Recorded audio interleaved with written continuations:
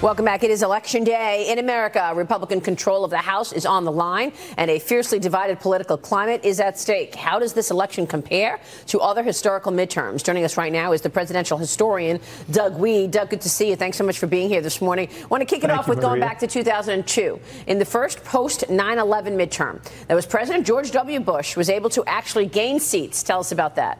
Yeah, well, it takes 9/11 or the Great Depression to break the trend, and he did it. Karl was on that watch. By the way, hello, Dagen and John. Good to see you guys.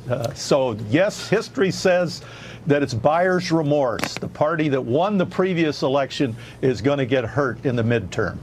So did that, Karl, have to do with 9/11? Tell us what you see. How did Bush... Doug's right. The basis was 9/11, but then Bush made a gutsy call, which was, I'm going to take my political capital and expend it. Remember, we had the Senate was Democrat. We'd had a defection of Jim Jeffords from Vermont, so we had a Democrat Senate led by Tom Daschle, 51-49, and Bush said, I'm going to expend my political credit and help elect a Republican Senate, which will make it easier for me to govern. And he did so with a positive and optimistic vision about the future of the country. And, you know, he didn't go in and trash the Democrat candidates. He went in and advocated, took his political capital and helped people like Lamar Alexander in Tennessee and elsewhere take Democratic seats away. And then the 2006 midterm saw Nancy Pelosi end up as Speaker of the House. Doug, here she is following the Democrats' big win back in 2006. Yeah, that's right. The American people voted to restore integrity and honesty in Washington, D.C.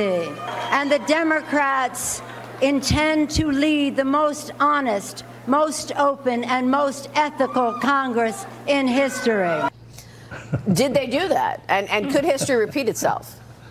Well, history doesn't repeat itself, as Mark Twain famously said, but it certainly rhymes, so it could come close. But George W. Bush was one of the most popular presidents in American history in 2004 and one of the most unpopular in 2006. So history can turn on a dime.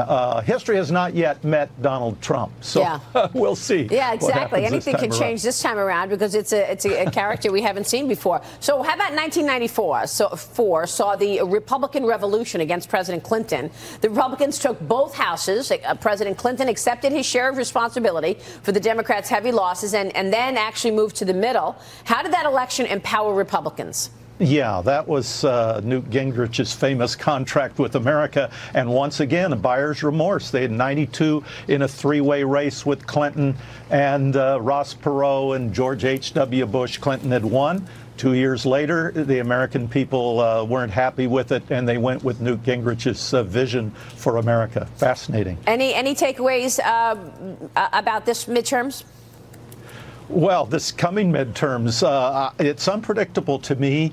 I'm watching the vote in Florida with the governor and the Beto O'Rourke because I'm thinking of the long view and socialism. It seems like the last people on earth that still believe in socialism are American young people. And yeah. That's sad to me. So I'm kind of watching what those numbers pull. Not that I think Cruz will get upset, right. But I want to see how many numbers Beto pulls. Yeah, we want to. So that's Florida and Texas you're watching. That's another real tight one, Texas, with Beto O'Rourke and Ted Cruz. Doug, good to see you. Thanks so much. Good to see you. Doug Wead joining us there. Still